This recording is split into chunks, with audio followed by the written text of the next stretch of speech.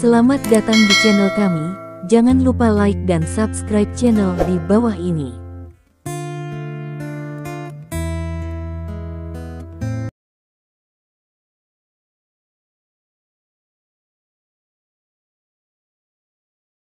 Bab 2411. Wanita tidak menakutkan. Wanita licik juga tidak menakutkan. Pretty Woman with Seeming kurang lebih menakutkan. Tetapi seorang wanita cantik yang licik yang ingin tidur dengan Anda sangat menakutkan, karena yang dia rencanakan bukanlah kekuatan Anda, bukan karir Anda, tetapi tubuh Anda. Dengan cara ini, ancaman bagi Anda rendah, dan kewaspadaan Anda akan berkurang.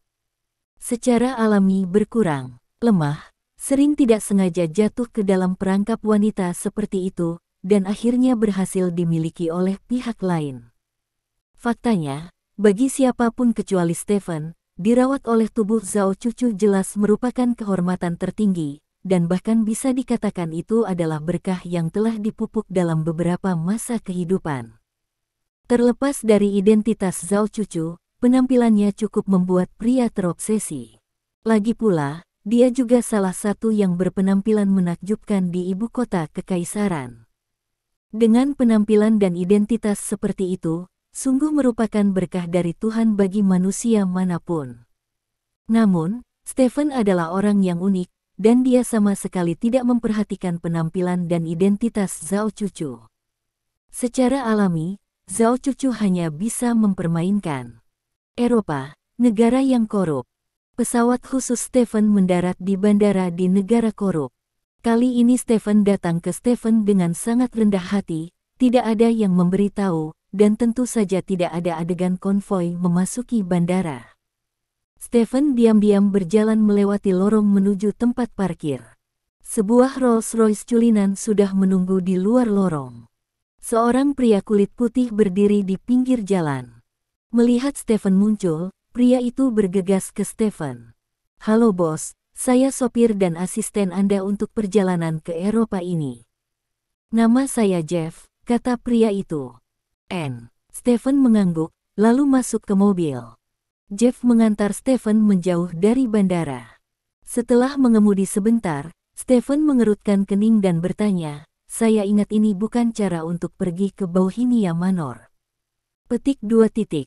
Demonstrasi. Kenapa? Stephen bertanya dengan curiga. Ini adalah demonstrasi yang diorganisir oleh beberapa kelompok anti-bangsawan dan anti-kerajaan. Jangan khawatir, demonstrasi kami di sini relatif damai, tidak seperti di ibu kota, dan adipati serta tuan muda dilindungi oleh para ahli, jadi tidak akan ada jadilah masalah. Kata Jeff sambil tersenyum. Anti-bangsawan dan keluarga anti-kerajaan. Apakah ada orang di negara korup yang menentang ini? Stephen berkata dengan heran. Ya, selalu ada beberapa organisasi tindakan afirmatif. Mereka percaya bahwa para bangsawan dan keluarga kerajaan mengambil terlalu banyak kepentingan dari negara yang korup setiap tahun. Mereka berharap pemerintah dapat menghapus sistem aristokrat dan melarang keluarga kerajaan. Akan ada beberapa demonstrasi hampir setiap tahun. Tetapi demonstrasi tahun ini relatif besar dan radikal, karena kekuatan rakyat jauh lebih kuat dari sebelumnya. Dulu, demonstrasi hanyalah demonstrasi. Pemerintah dan tentara dapat dengan mudah menjaga ketertiban, tetapi sekarang masih banyak lagi demonstrasi serangan kekerasan, karena master semakin banyak, jelas Jeff. Ini bukan hal yang baik, kata Stephen. Ya, perluasan kekuatan sipil yang berlebihan telah menimbulkan banyak efek negatif. Tingkat kejahatan di negara Rotten telah meningkat selama setahun berturut-turut, seperti ketika negara bintang dan garis membuka blokir senjata, kata Jeff. Stephen mengangguk, melihat keluar jendela dan berpikir keras. Karena banyak jalan yang diblokir akibat demonstrasi, Stephen mengambil jalan memutar yang jauh ke Manor Bohemia. Dalam perjalanan, Stephen dapat melihat jejak dipukuli dan dihancurkan di banyak tempat, bahkan sesekali terdengar teriakan. Banyak toko di pinggir jalan telah tutup, dan seluruh kota terlihat agak tertekan. Pada akhirnya, Stephen datang ke Bohemia Manor. Yang mengejutkan Stephen adalah tidak ada seorang pun di gerbang Bauhinia Manor. Sebelum itu, Stephen agak khawatir tentang Bauhinia Manor. Lagi pula, ada seorang bangsawan yang tinggal di sana. Jika demonstrasi menentang bangsawan dan keluarga kerajaan, maka Bauhinia tidak akan bisa menjadi lebih baik. Dia tidak berharap bahwa tempat itu damai dan tenang. Mengapa tidak ada satupun demonstran di sini? Stephen bertanya dengan rasa ingin tahu. Duke of Bauhinia selalu sangat ramah kepada masyarakat kota ini, dan telah memberikan manfaat yang cukup bagi mereka. Secara alami, tidak ada yang akan datang ke sini untuk memprotes dan berdemonstrasi, jelas Jeff. Bab 2412. Begitu, Stephen mengangguk dengan sadar. Mobil melaju ke manor, dan kemudian berhenti di depan gedung. Pengurus rumah tangga dan sekelompok pelayan sudah menunggu di depan pintu. Setelah mobil diparkir, kepala pelayan langsung melangkah maju dan membukakan pintu. Tuan Lin yang terhormat, pengurus rumah tangga mengangguk ke arah Stephen dengan senyum tulus. Halo. Stephen menyapa pihak lain, dan kemudian masuk ke gedung di bawah kepemimpinan pengurus rumah tangga. Di ruang tamu gedung, Natalie sedang duduk di sofa. Stephen berjalan mendekat dan sekilas melihat bocah laki-laki itu tidur nyenyak di pelukan Natalie. Natalie. Stephen memanggil dengan lembut. Yah, dia sudah bangun, tapi tertidur beberapa menit yang lalu, kata Natalie. Beri aku pelukan. Stephen mengulurkan tangannya dan berkata. Natalie mengangguk, dan menyerahkan Lin Ansun ke Stephen. Bayiku. Stephen memanggil dengan lembut, menatap anak setengah keturunan di pelukannya dengan mata penuh perhatian. Ini adalah produk yang tidak disengaja, tetapi tidak memengaruhi cinta Stephen untuknya. Terlebih lagi, karena fakta bahwa dia tidak dapat membawanya kembali ke Tiongkok, cinta Stephen untuknya jauh lebih kuat di bawah katalisis kerinduan. Lin Ansun tidur nyenyak, dengan wajah merah jambu dan lembut. Warna kulitnya mewarisi ciri-ciri kulit putih Natalie, membuatnya tampak sangat putih, sedangkan rambutnya sehitam tinta. Dia sangat mirip denganmu. Natalie berjalan ke Stephen, menatap Lin Ansun dan berkata, ini sangat mirip denganmu, terutama matanya, kata Stephen. Mata adalah ciri khas keluarga Bauhinia kami, kata Natalie. Stephen menatap Natalie sambil tersenyum. Mata biru kerajaan Natalie sangat memesona. Stephen memegang Lin Ansun dengan satu tangan, dan membuka tangan lainnya, ingin memeluk Natalie, tetapi Natalie mundur selangkah, menggelengkan kepalanya dan berkata, aku tidak ingin memperumit hubungan kita. Aku hanya ingin terima kasih, kata Stephen. Terima kasih untuk apa? Tanya Natalie. Terima kasih telah melahirkan anak yang begitu cantik untukku, dan terima kasih telah membesarkannya, kata Stephen. Natalie tersenyum dan berkata, dia adalah anakku, yang akan mewarisi gelarku di masa depan. Aku harus melakukan semua ini. Apakah kamu benar-benar akan menonton upacara lusa? Tanya Stephen. Keluarga kerajaan telah mengirimkan pejuang terkuat. Mereka berharap menggunakan acara roster ini untuk membiarkan seluruh Eropa melihat kekuatan keluarga kerajaan kita, dan menggunakan ini untuk menenangkan demonstrasi yang telah menyebar ke seluruh negeri. Sebagai Duke of Bauhinia, aku harus datang, kata Natalie. Demonstrasi menyebar ke seluruh negeri. Apakah mereka begitu serius? Tanya Stephen. Situasinya hanya bisa lebih serius dari yang saya katakan.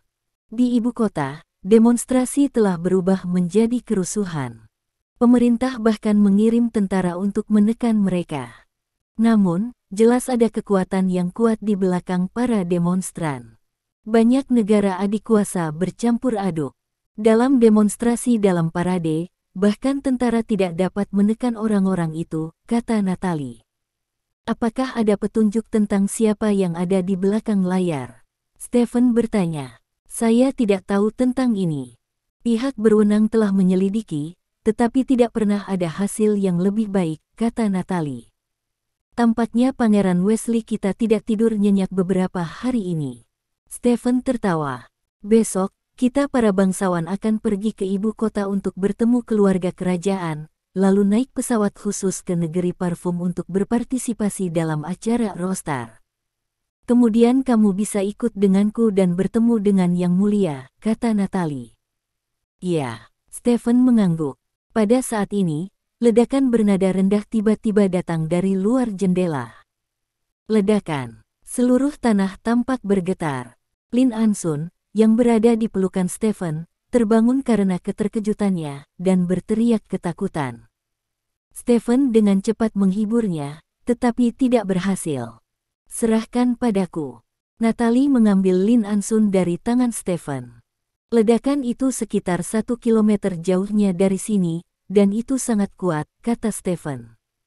Bagaimana kau tahu? Tanya Natalie. Pengalaman, kata Stephen. Sekitar 1 kilometer. Seharusnya itu lokasi pusat kota, kata Natalie dengan wajah khawatir. Pada saat ini, kepala pelayan bergegas. Yang Mulia, saya baru saja mendapat kabar bahwa seorang demonstran meledakkan bom di gerbang gedung pemerintah kota. Setengah dari gedung pemerintah diledakkan, dan ada banyak korban jiwa di tempat kejadian. Kata kepala pelayan dengan semangat. Bukankah itu berarti kita relatif damai di sini? Stephen berkata dengan ngeri. Meledakkan telur peledak di gerbang kantor pemerintah sudah bisa disebut serangan teroris dan tidak ada hubungannya dengan demonstrasi. Sebelumnya relatif damai, dan aku tidak tahu mengapa itu terjadi. Natalie menggelengkan kepalanya. Biarkan seseorang memeriksa cerita di dalamnya, kata Stephen kepada pengurus rumah tangga. Kepala pelayan itu melirik Natalie. Perintahnya adalah perintahku, kata Natalie. Oke. Kepala pelayan itu mengangguk dan berbalik untuk pergi. Negara busuk tidak aman lagi. Jika memungkinkan, aku ingin kamu pergi ke negeri naga dengan bayinya, kata Stephen. Ini adalah rumah saya, dan saya tidak akan pergi dari sini. Ada demonstrasi serupa sebelumnya, dan mereka berhenti secara alami setelah waktu yang lama. Hanya saja kali ini sedikit lebih serius, tetapi masih dalam jangkauan yang dapat dikendalikan. Jangan berlebihan. Panik, kata Natalie. Pemerintah telah dibom, ini di luar kendali. Stephen berjalan ke tempat tidur dan berkata sambil melihat keluar jendela. Jauh dari jendela, asap hitam mengepul ke langit. Tidak apa-apa. Selama perwakilan keluarga kerajaan memenangkan gelar Rostar, semuanya akan tenang, kata Natalie. Rostar. Stephen menyipitkan matanya. Di ajang Rostar ini, yang terkuat akan dianugerahi gelar Rostar, dan ini juga merupakan tujuan akhir dari semua prajurit Eropa. Bab 2413. Tuanku, Tuan Lin, saya telah menemukan sesuatu. Alasan mengapa terjadi ledakan di gerbang pemerintah adalah karena pemerintah mengirimkan sejumlah besar prajurit untuk membubarkan dan menekan massa. Akibatnya, seseorang meledakkan telur goreng disembunyikan di tempat sampah. Setengah jam setelah pergi, kepala pelayan kembali ke Stephen dan Natalie untuk melaporkan situasinya. Saat ini Lin Ansun telah berhenti menangis dan dipeluk oleh Stephen. Kenapa bubar? Tanya Natalie dengan kening berkerut. Karena para pengunjuk rasa sudah menyerbu gedung pemerintah, sangat mempengaruhi jalannya pemerintahan, maka pemerintah memutuskan untuk membubarkan dan menindas mereka, jelas pengurus rumah tangga tersebut. Berapa banyak korban? Tanya Natalie. 12 orang tewas dan lebih dari 100 orang terluka, kata kepala pelayan. Saya harus melaporkan situasi ini kepada Yang Mulia. Anda di sini untuk merawat bayi itu, Natalie menjelaskan kepada Stephen, lalu berbalik dan pergi. Pohon kehidupan, bukankah ini yang kamu inginkan? Stephen menyipitkan matanya dan berkata pada dirinya sendiri. Terlalu. Lin Ansun, yang berbohong dengan kata-kata Stephen, mengeluarkan suara aneh. Stephen meletakkan wajahnya di depan Lin Ansun sambil tersenyum dan berkata, sayang, kamu harus meluangkan waktu untuk lebih sering melihat ayahmu dan aku. Ingat penampilan ayahmu, agar kamu tidak salah mengira ayahmu di masa depan. Ahduh. Lin Ansun bergumam dan melambaikan tangannya, seolah menyapa Stephen. Stephen tersenyum senang. Setelah sekian lama, Natalie kembali ke sisi Stephen. Saya telah melaporkan situasinya kepada Yang Mulia Pangeran Wesley, dan Yang Mulia juga memberitahu saya tentang situasi di ibu kota. Situasi di ibu kota jauh lebih serius dari yang diharapkan. Demonstrasi telah sepenuhnya berubah menjadi kerusuhan, dan banyak blok telah diduduki dan dijarah oleh massa. Selain itu, banyak properti bangsawan di seluruh negeri telah dijarah oleh demonstran lokal. Pemerintah akan mengumumkan keadaan darurat pada jam 8 malam ini, kata Natalie dengan wajah serius. Apakah ini sangat serius? Stephen bertanya dengan cemberut. Ya, efek seperti itu telah dihasilkan dalam waktu sesingkat itu. Manipulator di belakang kerusuhan kali ini sangat kuat, kata Natalie. Kalau begitu, apakah kita akan pergi ke ibu kota untuk bertemu Yang Mulia besok? Stephen bertanya. Pergilah, kita harus membiarkan orang-orang melihat keberanian kita tidak akan dikalahkan oleh kerusuhan apapun, kata Natalie. Tidak apa-apa, bagaimanapun, kamu bisa mengikutiku sepanjang waktu, bersamaku, tidak ada seorang pun di dunia ini yang dapat menyakiti ibu dan anakmu. Stephen berkata dengan serius. Dari segi keamanan, kamu memang bisa memberikan rasa aman yang besar untukku dan anak-anak. Natalie mengangguk setuju. Stephen tersenyum dan tidak berkata apa-apa lagi. Ke dalam malam. Setelah makan malam, Stephen meminta Natalie untuk tidur dengan Lin Ansun di malam hari, tetapi permintaan ini ditolak oleh Natalie, karena Lin Ansun harus menyusui beberapa kali di malam hari, jadi dia harus tidur dengan ibunya. Mereka tidur bersama, dan jelas Natalie melakukannya tidak mengizinkan Stephen tidur di tempat tidurnya, jadi permintaan Stephen untuk tidur dengan Lin Ansun ditolak. Stephen tidak kesal, lagi pula, tidak ada yang bisa menjamin bahwa sesuatu akan terjadi setelah tidur, dan Natalie jelas tidak ingin menjadi anggota haremnya, setidaknya dalam jangka pendek, jadi yang terbaik adalah tidur terpisah. Hasil dari tidak ada yang perlu dikatakan sepanjang malam. Stephen bangun pagi keesokan harinya, dan segera pergi ke kamar Natalie. Natalie sedang menyusui Lin Ansun, dia tidak menghindar darinya. Dia hanya berdiri di depan Stephen dengan Lin Ansun di pelukannya. Tentu saja, Stephen, sebagai pemuda yang menjanjikan di era sekarang, secara alami tidak akan menatap Natalie, dia hanya memperhatikan anaknya sendiri, Lin Ansun. Setelah Lin Ansun selesai minum susu, Stephen membawa Lin Ansun ke taman untuk berjalan-jalan berjemur di bawah sinar matahari. Setelah pukul 9 pagi, kepala pelayan mendatangi Stephen. Bab 2414.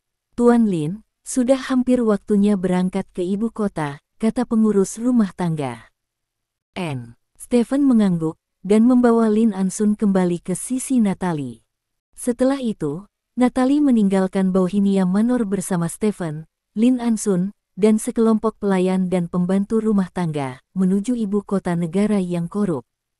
Setelah lebih dari 1 jam, kereta peluru yang membawa Stephen dan rombongannya melaju ke lingkaran ibu kota. Stephen melihat keluar jendela, mengerutkan kening. Dari sini, Anda dapat melihat lebih dari separuh kota, dan saat ini, banyak tempat di sebagian besar kota ini dipenuhi asap hitam, bahkan api dapat terlihat di banyak tempat. Teriakan menjulang, tembakan, dan sirene terus berdatangan. Semua ini memberitahu Stephen bahwa situasi di ibu kota negara yang korup saat ini sangat serius. Tidak lama kemudian, kereta berhenti. Karena darurat militer nasional di negara yang korup, hampir tidak ada orang di stasiun kereta api, hanya ada sedikit anggota staf. Stephen dan yang lainnya tidak membawa orang lain di kereta ini, mereka hanya membawa Stephen dan Natalie. Setelah keluar dari stasiun kereta, Stephen melihat tim kereta. Tak heran, selain mobil dan mobil polisi, ada beberapa kereta kuda dalam konvoi ini. Menurut pejabat yang datang untuk menyambutnya, ibu kota negara yang korup itu tidak aman sekarang, dan militer telah mengambil alih perlindungan ibu kota. Untuk mencegah kemungkinan kecelakaan, militer mengirimkan kereta untuk menyambut Natalie. Dengan kereta yang membersihkan jalan, Stephen dan rombongannya maju dengan lancar, tetapi pemandangan di jalan masih membuat Stephen mengerutkan kening. Hampir semua toko di pinggir jalan tutup, beberapa toko yang buka bukan karena buka, tapi karena pintunya sudah dibongkar dan isi di dalamnya sudah dijarah. Dari waktu ke waktu di jalan terlihat orang tergeletak di tanah. Orang-orang ini penuh dengan bekas luka, tanpa bergerak, mereka harus mati. Setelah mengumumkan darurat militer kemarin, militer dan perusuh bentrok dalam skala besar. Lebih dari 500 orang tewas dan ribuan lainnya ditangkap. Semua penjara di dekat ibu kota penuh dengan orang. Natalie He melihat keluar jendela dan berkata, "Jadi, bagaimana situasinya sekarang?" Stephen bertanya. Masyarakat sudah dibubarkan total. Karena darurat militer, semua orang harus tinggal di kediaman masing-masing. Situasi sekarang stabil, kata Natalie. Tapi mengobati gejalanya bukanlah akar penyebabnya, kata Stephen. Ya, hanya dengan menunjukkan kekuatan keluarga kerajaan kita dalam kegiatan yang akan datang, dan membiarkan prajurit kerajaan kita memenangkan kejayaan bagi negara, apakah kerusuhan ini dapat dipadamkan secara mendasar? Kata Natalie. Ini juga mengobati gejalanya tapi bukan akar penyebabnya. Hari ini mereka akan rusuh karena menentang bangsawan dan keluarga kerajaan, dan besok mereka bisa menentang pemerintah dan militer. Yang disebut oposisi hanyalah alasan untuk melakukan kekerasan. Stephen berkata. Lalu menurutmu apa akar penyebab kerusuhan itu? Tanya Natalie.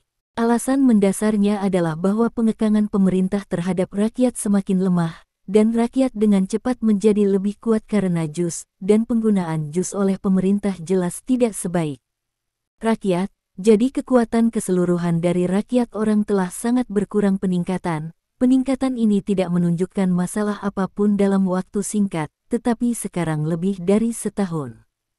Telah berlalu sejak kemunculan jus, waktu yang begitu lama sudah cukup untuk mengungkap masalah apapun, ketika orang menemukan bahwa polisi dengan senjata di masa lalu tidak bisa lagi berbuat apa-apa kepada mereka pada saat itu, kerusuhan menjadi produk yang tak terhindarkan, dan banyak orang tidak memiliki mentalitas yang stabil untuk menghadapi kekuatan mereka sendiri ketika menghadapi kekuatan yang melonjak, yang dengan mudah menyebabkan banjir.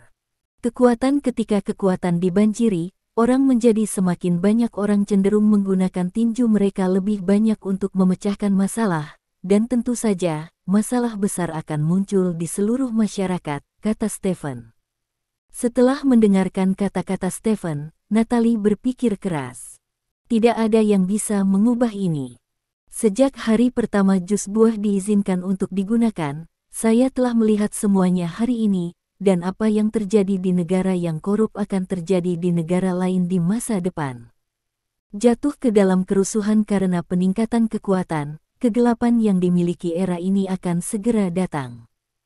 Stephen berkata dengan melankolis. Apakah ini sebabnya kamu selalu menentang jus memasuki kerajaan naga? Tanya Natalie. Sebagian. Stephen melihat kekacauan di luar jendela dan berkata, sebenarnya, aku sudah lama tahu bahwa aku tidak bisa menghentikan jus buah memasuki kerajaan naga, tapi aku masih ingin menghentikannya, dan saya ingin membuat kerajaan naga memasuki era jus nanti, itulah satu-satunya cara. Ketika negara lain memiliki masalah, kita dapat melihat masa depan kita sendiri dengan lebih intuitif. Adegan hari ini. Saya pikir itu harus mengingatkan seluruh kerajaan naga. Petik 2. Jika demikian, maka saya akan mengusulkan kepada Yang Mulia penjualan jus dilarang, kata Natalie. Sudah terlambat. Stephen menggelengkan kepalanya dan berkata, ketika orang merasakan kesenangan yang dibawa oleh pecahnya kekuatan, siapapun yang mencegah mereka mendapatkan kesenangan akan menjadi musuh mereka. Bahkan saya hampir menghentikan jus buah memasuki kerajaan naga. Dan untuk menjadi musuh publik, jika ratu berani melarang jus buah, maka kerusuhan tidak akan hanya menjadi kerusuhan. Petik 2. Mendengar kata-kata Stephen, wajah Natalie menunjukkan kesungguhan yang belum pernah terjadi sebelumnya. Saya harap Anda bisa memberitahu pangeran apa yang Anda katakan kepada saya ketika Anda melihatnya, kata Natalie. Yang Mulia bukan orang bodoh, dan stafnya juga tidak akan bodoh. Mereka melihat kemungkinan bahaya jus jauh lebih awal dari kita, jadi saya tidak perlu mengatakannya, kata Stephen. Tidak mungkin, jika mereka melihatnya lebih awal, lalu mengapa mereka tidak memberikan tanggapan apapun, kata Natalie. Apakah Anda tahu siapa agen jus buah terbesar di negara korup Anda? Tanya Stephen. Aku belum memperhatikannya. Natalie menggelengkan kepalanya. Ini perusahaan biologis masa depan Swasia, dan pihak pengendali terbesar perusahaan ini adalah Sun Never Set Capital, kata Stephen. Apakah ini ibu kota keluarga kerajaan? Wajah Natalie sedikit berubah. Ya. Stephen mengangguk. Jadi akar dari semuanya adalah keuntungan. Tanya Natalie.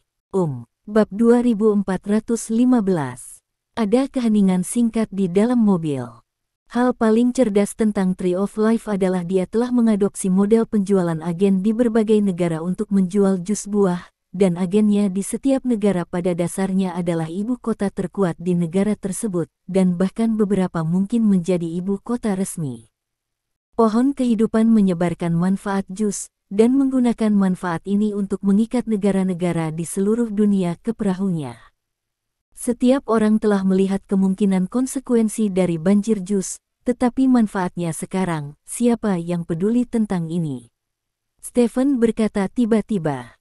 Ya, demi keuntungan, manusia melancarkan Perang Dunia I dan Perang Dunia II, dan puluhan juta orang mati karenanya.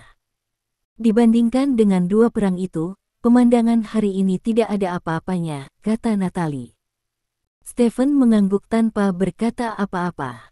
Apa rencanamu ke depan? Lihat saja seperti ini, tanya Natalie. Masa depan bukan tentang rencanaku, tapi rencana apa yang dimiliki dunia, kata Stephen. Natalie mengerutkan kening, berpikir. Tidak lama kemudian, konvoi melaju ke luar istana. Stephen melihat banyak reruntuhan, serta api, asap hitam, dan mayat di reruntuhan. Banyak pejabat membersihkan tempat kejadian, dan beberapa kilometer di sekitar seluruh istana telah ditutup seluruhnya.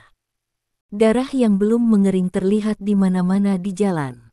Bisa dibayangkan betapa tragis dan berdarah hal-hal yang dialami di sini dari tadi malam hingga sekarang. Konvoi melaju ke istana. Berbeda dengan tragedi di luar keraton, di dalam keraton tetap seindah dulu. Air mancur bundar yang besar menyemburkan mata air yang segar dan manis, dan rerumputan tumbuh dan burung pengicau terbang di taman di sebelahnya.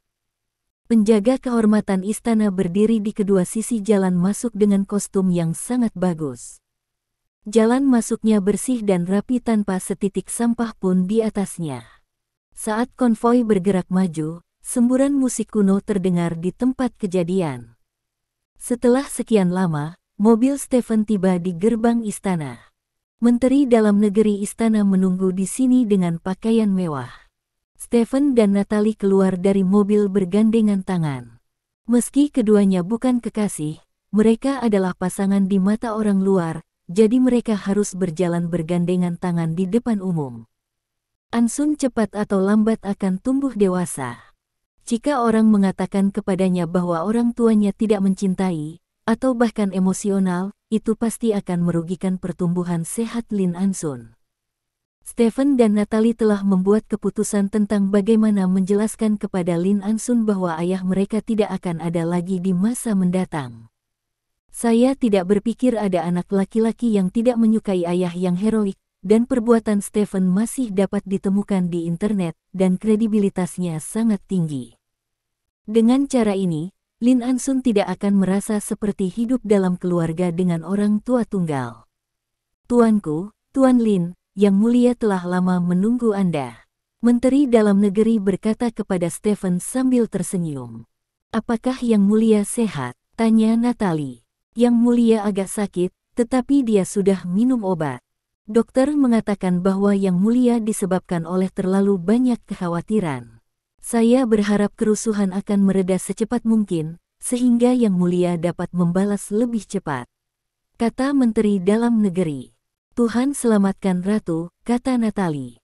Tuhan memberkati Ratu. Setelah obrolan singkat di depan pintu, Menteri Dalam Negeri membawa Stephen dan Natalie ke ruang resepsi keluarga kerajaan. Stephen menemui Pangeran Wesley di ruang tamu. Dibandingkan sebelumnya, Pangeran Wesley saat ini telah kehilangan banyak berat badan. Pangeran Wesley yang asli adalah orang yang sangat gemuk dan gemuk, tetapi sekarang dia terlihat gemuk, tetapi telah berubah dari bentuk bulat menjadi bentuk oval.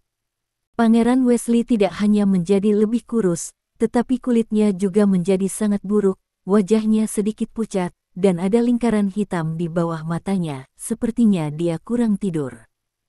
Melihat Stephen muncul, Pangeran Wesley berjalan ke arah Stephen dengan senyuman di wajahnya. Stephen, lama tidak bertemu. Pangeran Wesley tersenyum dan memegang tangan Stephen. Bab 2416. Memang benar aku sudah lama tidak bertemu Yang Mulia. Dilihat dari penampilanmu saat ini, sepertinya kamu belum cukup istirahat akhir-akhir ini, kata Stephen.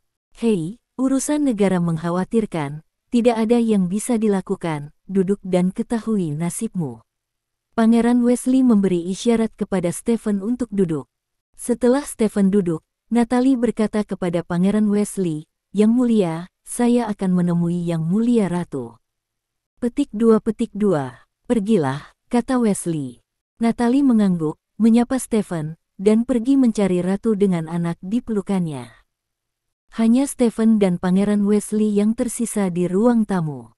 Stephen, aku sangat senang kamu bisa ikut dengan Natalie kali ini, setidaknya kita masih berteman di hatimu, kata Wesley dengan emosi. Mengapa kamu mengatakan itu? Stephen bertanya. Entahlah, demonstrasi berlangsung dari seminggu yang lalu hingga sekarang, dan awalnya dapat dikendalikan, tetapi kemudian dengan promosi kekuatan eksternal, demonstrasi secara bertahap kehilangan kendali, dan bahkan kerusuhan pecah kemarin, puluhan ribu. Massa mencoba menyerang istana ingin mengusir saya dan ibu saya keluar dari sini. Karena hal-hal ini, banyak teman di masa lalu memilih untuk menjaga jarak dari kami dan menarik garis yang jelas, sehingga kami masih bersedia memperlakukan kami sebagai teman-teman. Kami sangat berterima kasih, kata Pangeran Wesley. Negara yang korup telah mengalami sistem monarki selama ratusan tahun, dan orang-orang tidak pernah keberatan dengan monarki. Kali ini, demonstrasi berskala besar tiba-tiba pecah. Yang Mulia, Pangeran, harus lebih memperhatikan. Stephen berkata dengan suara yang dalam. Apakah kamu tahu siapa yang mengemudikan semua ini? Pangeran Wesley bertanya. Siapa itu? Stephen bertanya. Negara parfum, kata Pangeran Wesley. Negeri parfum. Stephen mengecilkan pupilnya dan bertanya, apakah ada bukti? Baru kemudian demonstrasi dan kerusuhan dalam beberapa hari terakhir direncanakan, kata Pangeran Wesley. Mengapa mereka melakukan ini? Bukankah kamu selalu memiliki hubungan yang baik? Tanya Stephen. Bila kita memang ingin membicarakan hal ini, kita harus mulai dari saat Natalie dan Blair bercerai. Setelah keduanya berkumpul, hubungan antara negara korupsi kita dan negara wewangian berkembang pesat, dan begitu memasuki masa bulan madu, tetapi ketika Natalie Lee mengungkap skandal Blair di hari pernikahannya, dan hubungan antara kedua negara mulai memburuk. Saat itu, kami mendukung penuh distribusi aset Blair oleh Natalie. Sejalan dengan itu, Parfum Country sangat menentangnya. Kedua belah pihak memiliki negosiasi jangka panjang dalam tarik-menarik. Pada akhirnya kami berhasil membiarkan Natalie mengambil setengah dari aset Blair, dan karena itu, hubungan kami dengan negara parfum telah mencapai titik beku. Mungkin mereka ingin membalas dendam untuk kejadian itu, kata Pangeran Wesley. Tapi metode semacam ini terlalu rendah hati, kata Stephen. Metodenya sangat rendah, tetapi efeknya sangat bagus. Dia langsung mengguncang fondasi keluarga kerajaan dan bangsawan kita. Jika Yang Mulia Ratu tidak dengan tegas memerintahkan militer untuk memadamkan kekacauan tadi malam, kamu mungkin tidak akan melihatku. Hari ini, Wesley mendesah. Hasilnya akhirnya bagus, kata Stephen. Itu tidak baik sama sekali. Kami menekan kerusuhan dan harus menyakiti banyak orang. Kerusakan semacam ini setara dengan menanam benih kebencian. Ke depan, mungkin hanya membutuhkan sedikit makanan, dan benih kebencian akan berakar. Pada saat itu situasi kita akan semakin sulit, kata Pangeran Wesley. Itu benar, Stephen mengangguk. Jadi sekarang kita hanya bisa berharap beberapa pejuang yang dipilih oleh keluarga kerajaan kita yang korup dapat memenangkan gelar Rostar, sehingga kita dapat menggunakan kabar baik ini untuk menghilangkan kebencian orang-orang terhadap kita. Kata Pangeran Wesley. Dalam analisis terakhir, ini masih masalah jus, kata Stephen. Wajah Pangeran Wesley sedikit berubah. Jika bukan karena ledakan kekuatan yang ditimbulkan oleh jus, orang tidak akan menjadi semakin kejam. Jika orang tidak melakukan kekerasan, mereka tidak akan menyerang istana, kata Stephen. Kurasa itu masih karena negara parfumnya, kata Pangeran Wesley. Jika Anda berpikir demikian, maka Anda benar, Yang Mulia, tetapi ada satu hal yang ingin saya katakan, baru kurang dari 2 tahun sejak jus buah muncul, tetapi telah membawa perubahan besar bagi dunia. Bisa dibayangkan, ketika waktu ini diperpanjang menjadi 5 tahun, atau bahkan 10 tahun, saat itu. Saya pikir banyak kantor pemerintah di dunia ini seharusnya sudah tidak ada lagi, kata Stephen. Pemerintah juga meningkatkan penggunaan jus buah, kata Pangeran Wesley. Ini seperti kompetisi militer. Baik rakyat maupun pemerintah dengan penuh semangat meningkatkan kekuatan militer mereka, dan pada akhirnya lebih murah bagi para pedagang senjata, kata Stephen. Pangeran Wesley terdiam sesaat, lalu berkata, "Jangan bicarakan masalah ini, Stephen, aku sudah meminta seseorang memanggil pemain roster keluarga kerajaan kita, tolong bantu aku menemui mereka." "Oke, Lin." Stephen setuju tanpa ragu, lagi pula, dia berutang budi pada Pangeran Wesley. Tidak lama kemudian, beberapa pria dengan pakaian mewah masuk ke ruang tamu. Usia rata-rata orang-orang ini adalah sekitar 40 tahun, dan totalnya ada 5 orang. Yang Mulia, kelima orang itu membungkuk dengan satu kaki setelah melihat Pangeran Wesley. "Bangun, semuanya, lihat siapa yang kutemukan untukmu." Pangeran Wesley tersenyum dan menunjuk ke arah Stephen. Orang-orang itu memandang Stephen bersama. "Halo." Stephen mengangguk sambil tersenyum. Yang mengejutkan Stephen, orang-orang ini tidak memiliki ekspresi di wajah mereka. Mereka hanya mengangguk padanya dengan acuh tak acuh, dan salah satu dari mereka berkata kepada Pangeran Wesley setelah mengangguk, "Yang Mulia, saya tidak tahu Anda mencari orang Asia seperti itu. Orang terkuat kedua ingin lakukan ketika dia datang menemui kita." Bab 2417. Terkuat kedua di Asia. Kata yang tampaknya terpuji ini tampaknya telah menjadi semacam rasa malu di mulut orang ini. Ada senyuman di wajah para pesilat lain yang ingin tertawa tapi malu. Pangeran Wesley mengerutkan kening dan berkata, "Taylor, Stephen adalah temanku. Jangan kasar padanya." Senyum. Ini benar-benar pujian. Lagi pula, ada miliaran orang di Asia. Cukup bagus bagiku untuk menjadi orang terkuat kedua di Asia, kata Stephen sambil tersenyum. "Kamu sangat mudah dipuaskan, Tuan Lin, tidak seperti saya. Jika saya tidak mendapatkan tempat pertama dalam hidup saya akan kesulitan tidur dan makan," kata Taylor. "Oke, Taylor, berhenti bicara, turun." Pangeran Wesley melambaikan tangannya dengan tidak puas. "Baiklah, Yang Mulia." Taylor mengangguk, lalu berbalik dan pergi bersama yang lain. "Maaf, Taylor biasanya sedikit sombong, dan aku tidak menyangka dia akan seperti ini hari ini. Jika aku tahu, aku tidak akan memanggilnya." Pangeran Wesley berkata dengan nada meminta maaf. Sebelum mereka didorong oleh kenyataan, banyak orang akan menjadi sombong. "Yang Mulia, jangan khawatir tentang itu. Ini adalah hal yang normal," kata Stephen. "Beberapa kekuatan super ini diam-diam dikembangkan oleh istana kerajaan. Mereka tidak pernah muncul di mata publik, jadi tidak ada legenda tentang beberapa orang ini di dunia luar, tapi saya yakin masing-masing dari mereka lebih baik daripada yang lain. Disebut yang super kuat jauh lebih kuat. Untuk menguji tingkat kekuatan mereka, saya pernah menemukan orang suci pertempuran untuk bertarung dengan mereka. Hasil akhirnya adalah bahkan yang terlemah dari 5 hanya menggunakan 3 gerakan untuk menyingkirkan mereka. Mengalahkan santo pertempuran itu, kata Pangeran Wesley dengan bangga. 3 pukulan untuk mengalahkan Saint of War, kekuatannya sangat bagus, tetapi sistem kekuatan Saint of War telah runtuh, dan sekarang, Saint of War bukan apa-apa, bahkan Saint King bukan apa-apa, kata Stephen. Aku tahu ini, tapi Saint of War masih bisa digunakan sebagai dasar untuk mengukur kekuatan. Kelima orang ini akan mewakili negara kita yang korup untuk bersaing memperebutkan kehormatan bintang Eropa besok. Apakah menurutmu mereka memiliki peluang bagus untuk menang?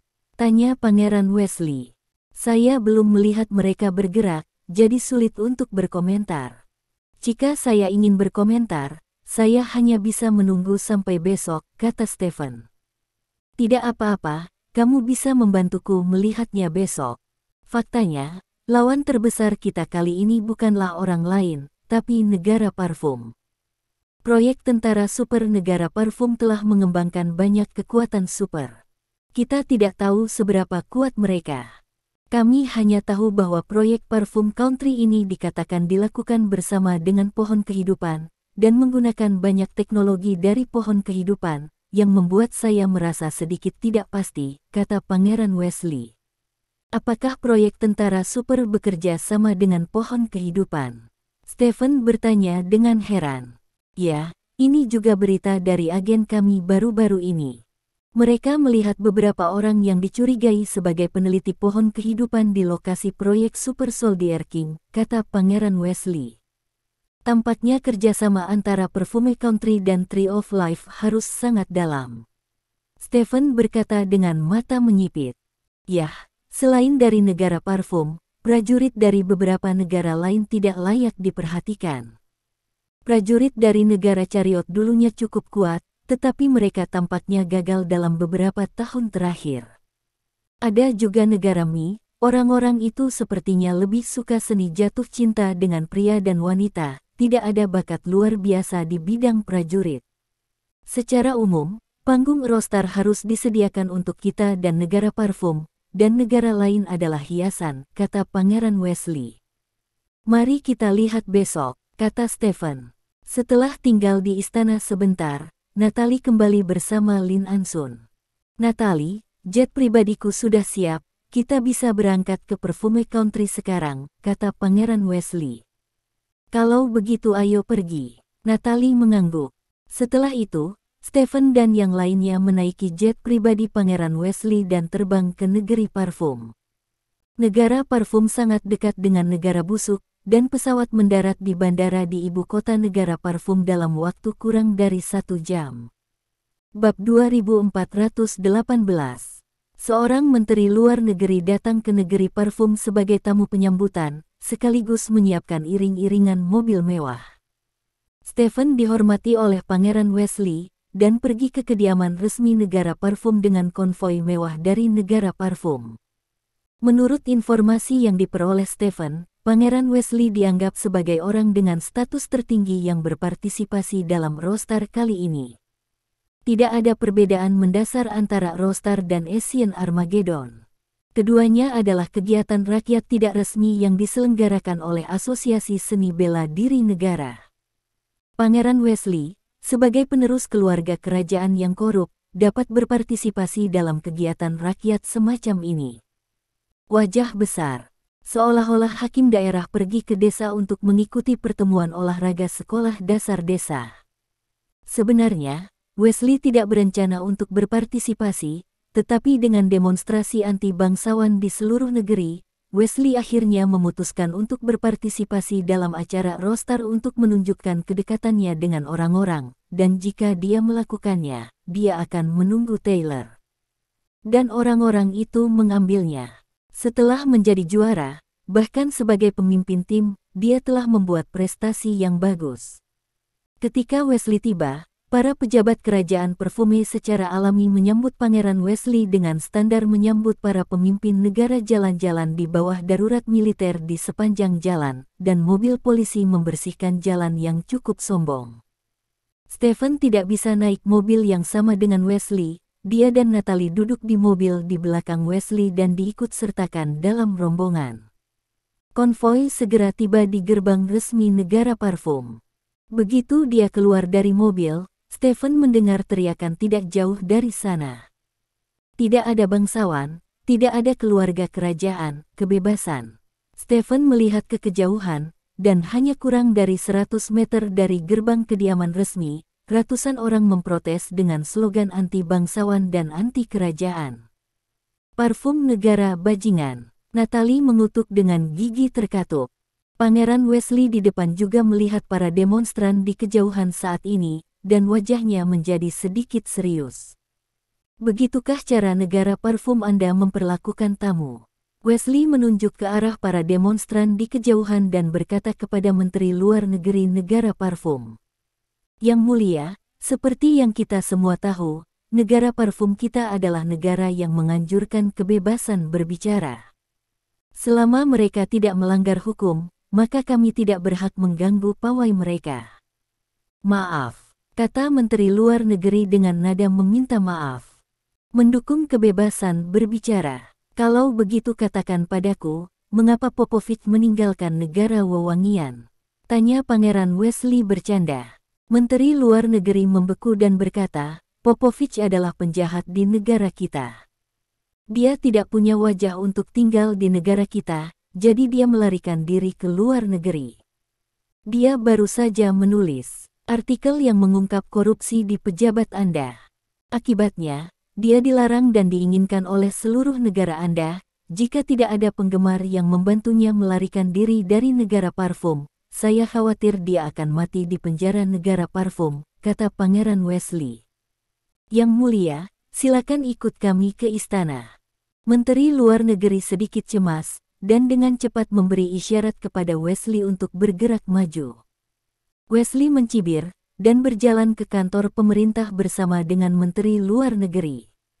Stephen dan Natalie juga masuk ke kantor pemerintah bersama. Namun, Stephen dan Natalie dihentikan saat melewati pemeriksaan keamanan. Tuan dan Nyonya, terima pemeriksaan keamanan. Beberapa penjaga berkata tanpa ekspresi. Tidak ada orang di depan kita yang diperiksa, kenapa kita harus diperiksa?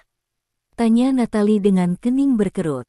Ini pemeriksaan acak, kata Satpam. Pemeriksaan acak, kami adalah tamu dari negara busuk. Apakah ini cara negara parfum Anda memperlakukan tamu? Tanya Natalie dengan wajah hitam. Terima pemeriksaan, atau silakan pergi sendiri, kata Satpam dengan sikap tegas. Kamu jelas-jelas mempersulit kami dengan sengaja, kata Natalie dengan marah. Beberapa Satpam saling memandang, dan salah satu dari mereka tersenyum dan berkata, kami tidak berani mempersulit Anda, lagi pula, Anda bernilai triliunan.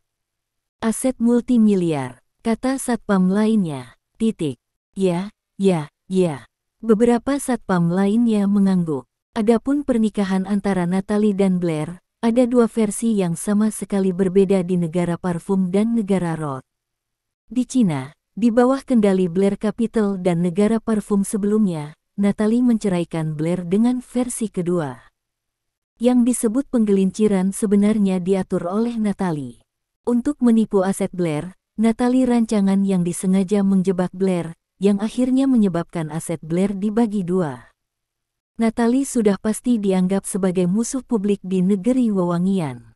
Inilah mengapa beberapa satpam berani mengambil resiko menyinggung keluarga kerajaan yang korup untuk mencegat Natalie. Tentu saja, apakah ada perintah resmi dari negara parfum, ini hanya diketahui oleh beberapa satpam dan pejabat negara parfum ini. Natalie hendak mengatakan sesuatu, tetapi Stephen tidak memberinya kesempatan untuk berbicara sama sekali. Dia langsung mengangkat tangannya dan melemparkannya ke satpam yang mengatakan Natalie adalah seorang pencuri.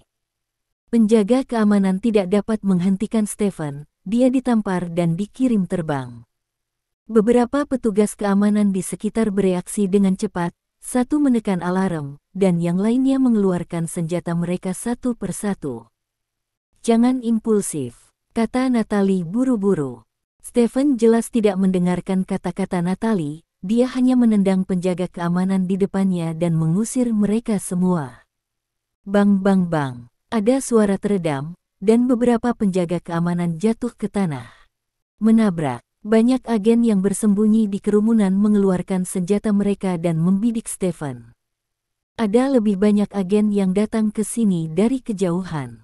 Stephen menatap orang-orang di sekitarnya tanpa ekspresi, lalu berkata, biarkan aku mendengar seseorang memarahi wanitaku lagi, aku akan membasuh tempat ini dengan darah. Petik 2. Bab 2419. Jika saya mendengar seseorang memarahi wanita saya lagi, saya akan mencuci tempat ini dengan darah. Kata-kata Stephen membuat semua orang yang hadir merasa seolah-olah mereka sedang menghadapi musuh yang tangguh. Meskipun Stephen kalah dalam pertempuran terakhir dari pertempuran yang menentukan di Asia, Stephen pernah menjadi yang terkuat di dunia ini, lagi pula, dia masih menyandang gelar orang terkuat kedua di Asia. Dia bilang dia ingin membasuh tempat ini dengan darah, jadi tidak ada yang bisa menghentikannya. Rasa dingin naik dari telapak kaki semua orang, membuat orang gemetar hampir tak terkendali. Nasib, apa yang terjadi? Pangeran Wesley, yang berjalan di depan, berbalik dan berjalan kembali ke pos pemeriksaan keamanan dan bertanya. Menteri Luar Negeri juga berlari kembali saat ini. Stephen, kenapa kamu memukul petugas keamanan kami? Kamu benar-benar tidak peduli dengan negara parfum kami. Teriak Menteri Luar Negeri bersemangat. Stephen melirik Menteri Luar Negeri, dan kelicikan halus melintas di mata Menteri Luar Negeri. Dengan suara Menteri Luar Negeri, suasana di tempat kejadian menjadi lebih bermartabat dan tegang. Nasib, saya yakin Anda tidak akan menyerang orang biasa tanpa alasan. Beritahu saya alasannya, kata Wesley. Mereka mempermalukan Natalie. Stephen menunjuk ke beberapa penjaga keamanan di lapangan dan berkata, mempermalukan Natalie, berani sekali. Natalie adalah adipati Bohemia dari negara yang rusak. Siapa yang berani mempermalukannya? Kata Pangeran Wesley dengan wajah gelap. Yang mulia, penjaga keamanan pemerintah kami adalah elit yang telah menerima pelatihan terbaik. Mereka tidak akan pernah mempermalukan siapapun, kata Menteri Luar Negeri dengan penuh semangat. Kalau begitu maksudmu aku berbohong. Stephen menatap Menteri Luar Negeri dan bertanya. Tuan Lin, Anda mengatakan mereka mempermalukan Adipati Natalie, apakah Anda punya bukti? Tanya Menteri Luar Negeri. Tidak bisakah kata-kataku menjadi bukti? Stephen bertanya. Negara parfum kita memperhatikan bukti, bukan kata-kata sepihak dari beberapa orang, kata Menteri Luar Negeri. Apakah kata-kataku dianggap sepihak? Tanya Natalie. Maaf, Duke Bohemia, Anda terlibat di dalamnya, jadi kata-kata Anda tidak dapat dihitung, kata Menteri Luar Negeri. Lalu, apa yang kamu inginkan? Apakah kamu ingin membantu penjaga keamanan ini? Tanya Stephen. Saya tidak akan membela siapapun. Hukum negara wewangian kita secara alami akan membela orang-orang kita di negara wewangian. Tuan Lin, meskipun Anda berstatus bangsawan, jelas merupakan pelanggaran hukum untuk melukai penjaga keamanan kita dalam pemerintahan negara wewangian kami. Hukum kami, saya harap Anda dapat menerima hukuman hukum, daripada menggunakan kekuatan Anda untuk melawan hukum kami. Mungkin Anda sangat pandai berkelahi, tapi harap diingat, ini adalah negara parfum. Kata Menteri Luar Negeri. Jadi, Anda membiarkan penjaga keamanan ini mempermalukan wanita saya untuk membuat saya menerima sanksi hukum dari negara parfum Anda, begitu? Stephen bertanya dengan setengah tersenyum. Wajah Menteri Luar Negeri sedikit menegang, lalu dia menggelengkan kepalanya berpura-pura tidak bersalah dan berkata, saya tidak tahu apa yang saya bicarakan. Saya tidak menginstruksikan mereka untuk melakukan apapun, dan yang disebut penghinaan hanyalah apa yang kamu katakan dari awal sampai akhir, kamu tidak bisa menerimanya sama sekali. Tunjukkan bukti apapun untuk membuktikan bahwa penghinaan itu ada. Petik 2. Itu langkah yang bagus.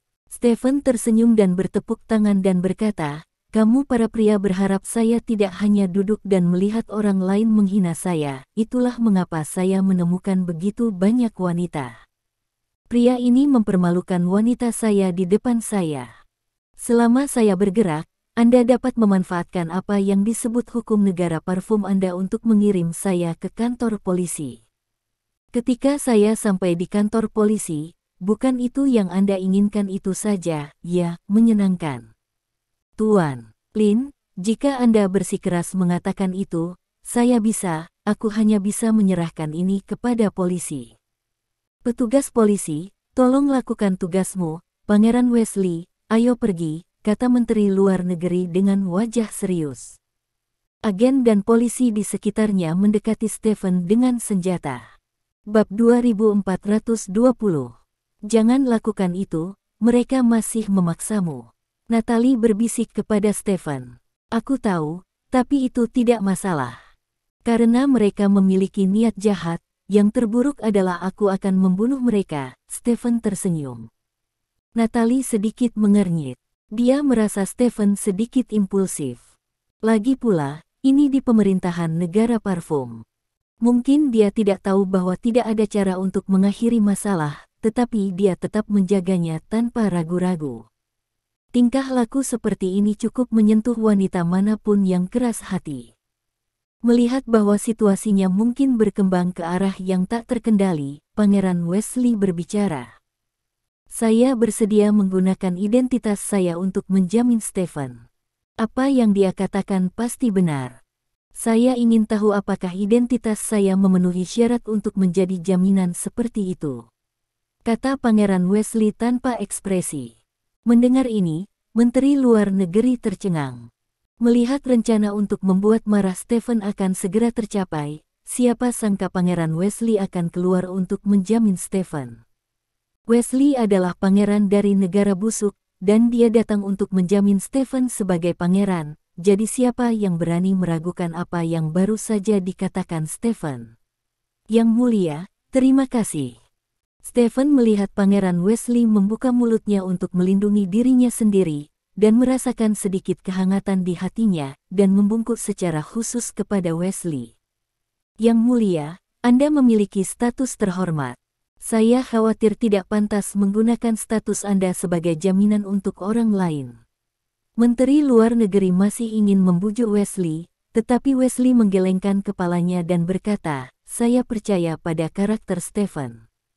Jadi saya percaya setiap kata yang dia ucapkan. Keamanan Anda pasti telah melakukan sesuatu pada Duke Bohemia kami yang tidak dapat dia toleransi. Itu sebabnya dia mengambil tindakan, Tuan Bape. Saya pikir rencana perjalanan hari ini ada di sini tidak apa-apa. Tidak akan mengunjungi pemerintah negara parfum Anda. Petik 2. Setelah berbicara, Pangeran Wesley berbalik dan berjalan langsung ke pintu. Perubahan jadwal yang tiba-tiba ini mengejutkan semua orang yang hadir. Tidak ada yang mengira Wesley akan begitu baik sehingga dia akan memilih untuk langsung pergi. Tahukah Anda? Kunjungan Wesley ke pemerintah hari ini sebenarnya dimaksudkan untuk mencairkan hubungan kedua negara, tetapi dia hanya berbalik dan pergi, yang terlalu kekanak-kanakan dan tergesa-gesa. Yang mulia, jangan terburu-buru, beberapa hal harus diungkapkan. Jika tidak, orang akan mengira Anda menggunakan status Anda untuk menekan orang lain, kata Stephen sambil tersenyum. Pangeran Wesley tertegun sejenak, berhenti dan menatap Stephen dan bertanya, Stephen, apa yang ingin kamu lakukan? Stephen tersenyum dan berjalan ke satpam yang mengatakan Natalie adalah seorang pencuri. Penjaga keamanan terluka dan duduk di tanah melihat Stephen mendekat. Dia bersembunyi dengan ngeri, tetapi di belakangnya ada tembok dan tidak ada tempat untuk bersembunyi. Apakah namamu Jonathan? Kata Stephen sambil melihat tanda di dada lawan. Stephen, apa yang ingin kamu lakukan? Aku tidak akan membiarkanmu menggertak orang-orang negara perfumi kami di depanku. Kemarilah, bawa pergi Jonathan. Menteri Luar Negeri berkata dengan keras. Beberapa orang di sebelahnya melangkah maju, mencoba membawa Jonathan pergi. Aku sudah tahu namamu, dan aku ingat penampilanmu, Jonathan. Kamu dari negeri parfum, kamu seharusnya sudah mendengar nama Blair. Dia bersembunyi di pegunungan Alpen, bersembunyi di tempat yang tidak ada tempat tinggal manusia, tapi dia masih mati. Apakah kamu tahu kenapa? Stephen menatap Jonathan dengan ekspresi muram dan berkata. Tubuh Jonathan bergetar hebat. Pembunuhan Blair telah menjadi kasus yang belum terpecahkan di negeri parfum. Polisi menghabiskan banyak tenaga dan sumber daya untuk menyelidiki kasus pembunuhan Blair, tetapi mereka tidak memiliki petunjuk sama sekali. Sekarang Stephen tiba-tiba mengangkat kasus tersebut, Jonathan mau tidak mau memikirkannya. Stephen, maksudmu kamu membunuh Blair? Tanya Menteri Luar Negeri dengan tergesa-gesa. Saya tidak tahu siapa yang membunuhnya, tapi Blair pernah menyinggung perasaan saya. Jika kita berbicara tentang motif, saya memang punya motif, Stephen tertawa. Kalau begitu kamu masih mengatakan bahwa kamu tidak membunuhnya. Menteri Luar Negeri berkata dengan bersemangat. Apakah memiliki motif berarti aku membunuhnya? Kamu telah kehilangan semua akal sehatmu dalam diplomasi. Stephen bertanya dengan bercanda. Wajah Menteri Luar Negeri membeku, dan dia diejek oleh ejekan Stephen. Saat ini, Jonathan yang sedang duduk di tanah menjadi sangat pucat. Anda tidak mengatakan Anda membunuh orang, tetapi Anda bertindak seperti Anda membunuh orang. Siapa yang tidak takut mati hari ini? Kata-kata Stephen sudah mengungkapkan maksudnya, yaitu dia bisa membunuh Blair yang bersembunyi di pegunungan dalam dan hutan tua tanpa tertangkap. Artinya, dimanapun kamu bersembunyi, Stephen bisa membunuhmu. Ini adalah perintah pembunuhan. Perintah pembunuhan dari orang yang sangat kuat. Cepat bawa Jonathan pergi. Menteri Luar Negeri berteriak dengan gembira ketika dia melihat penjaga keamanan itu ditakuti oleh Stephen. Beberapa anggota staf menangkap Jonathan. Karena terlalu cemas, tindakan mereka terkesan sangat kasar, dan Jonathan kini dalam keadaan terluka. Tertarik dengan tindakan kasar mereka, Jonathan langsung berteriak kesakitan. Rasa sakit yang menusuk dan ketakutan akan ancaman kematian dari Stephen membuat Jonathan benar-benar pingsan. Dia berteriak dan berkata, "Jangan bunuh aku memang mengatakan sesuatu yang buruk, tolong biarkan aku pergi." Begitu Jonathan mengatakan ini, suasana di tempat kejadian langsung berubah. Ekspresi semua orang tiba-tiba menjadi aneh. Jonathan, omong kosong apa yang kamu bicarakan? Apakah kamu gila? Tegur Menteri Luar Negeri dengan bersemangat. Aku memang mengatakan bahwa Adipati Bauhinia adalah seorang pencuri. Aku mengakuinya. Jonathan tidak peduli tentang hal lain saat ini, dan dengan lantang mengakui bahwa dia telah mempermalukan Natalie.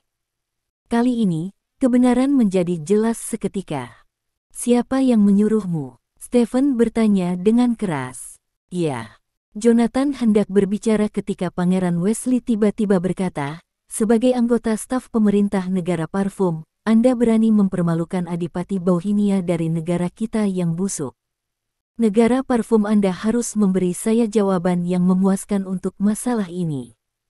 Hasilnya, jika tidak, aku tidak akan melepaskannya. Stephen menyipitkan mata ke arah Pangeran Wesley, dan Pangeran Wesley menggelengkan kepalanya sedikit. Stephen merasakan sesuatu, jadi dia berkata, memang, kerajaan parfum harus memberi kami penjelasan untuk masalah ini. Petik 2. Terima kasih.